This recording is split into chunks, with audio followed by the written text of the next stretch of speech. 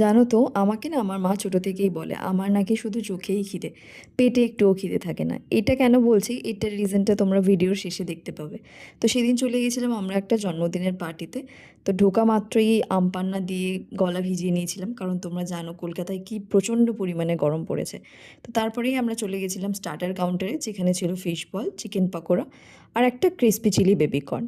তো এরপরেই আমরা চলে গেছিলাম বার্থডে সেলিব্রেট করতে। তো বার্থডে সেলিব্রেট হয়ে যাওয়ার পরেই আমরা চলে গেলাম ডিনারের দিকে। তো ডিনারে তোমরা দেখতেই পাচ্ছ, এখানে ছিল fish fry, salad, rice, chicken, তারপর ছিল চাটনি, পাঁপড়, দু রকমের মিষ্টি।